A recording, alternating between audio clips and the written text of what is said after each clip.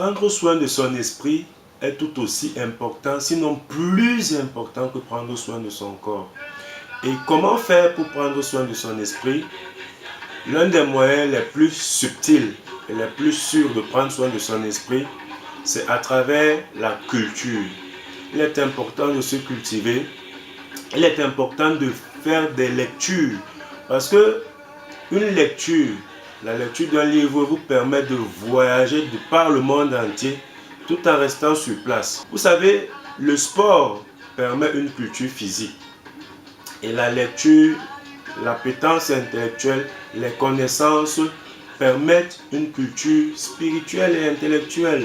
Il y avait une étroitesse dans la frontière entre la science et la spiritualité chez les Africains, pour la simple raison que la spiritualité africaine renvoie à la connaissance.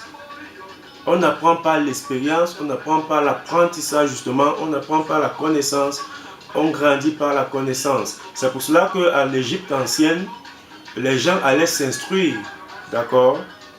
Les gens allaient s'instruire en Égypte pour acquérir la connaissance. Et la connaissance, c'est le meilleur moyen de nourrir son esprit. Quand on sait, on n'a plus peur. La peur découle du manque de connaissance. La haine découle de la peur qui elle-même découle du manque de connaissance. Donc quand vous voyez quelqu'un doté de lui, c'est parce qu'il ne connaît pas, il ne sait pas quelle est sa vraie valeur. Quand vous voyez quelqu'un doté des autres, c'est parce qu'il n'a pas appris à se connaître lui-même et à acquérir suffisamment d'assurance pour se faire confiance et faire confiance aux autres. On cultive l'esprit de la même façon qu'on cultive le corps. Et on parvient à avoir des connaissances livresques. À côté des connaissances livresques, il y a les musées. Visitez des musées, allez dans les galeries d'art, faites des voyages. Chaque fois, on dit chaque année, au moins une fois chaque année, allez à un endroit où vous n'avez jamais été. C'est pour cela que Socrate passait son temps à dire: je ne sais qu'une chose, c'est que je ne sais rien. C'est vrai que Socrate lui disait la vérité parce qu'il reconnaissait subtilement, implicitement que ses connaissances venaient d'Égypte, parce qu'il a été instruit en Égypte.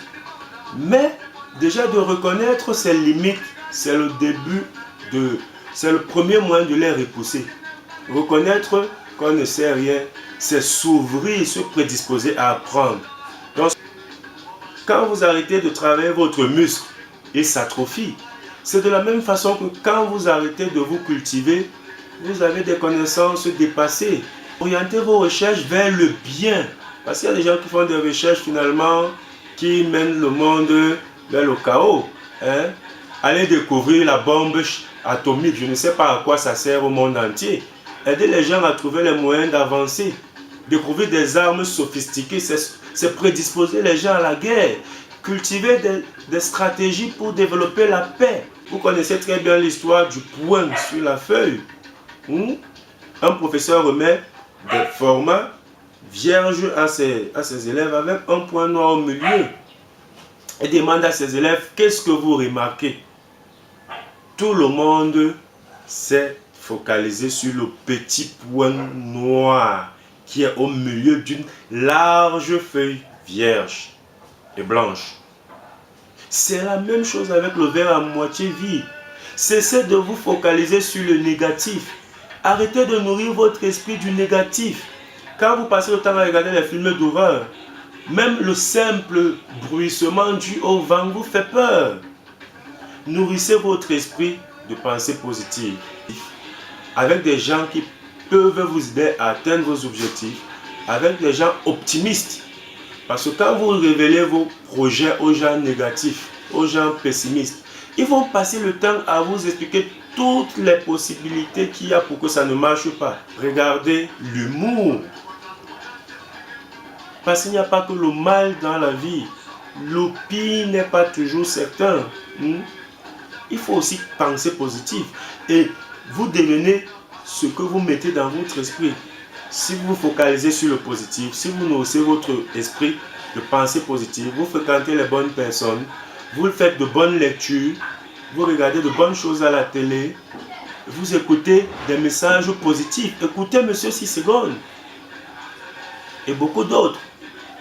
Écouter les messages positifs, prendre soin de son esprit, c'est se focaliser sur le positif, sur ses objectifs et penser à tout ce qu'on veut de positif, penser du bien de soi et surtout penser du bien des autres, penser du bien de l'univers.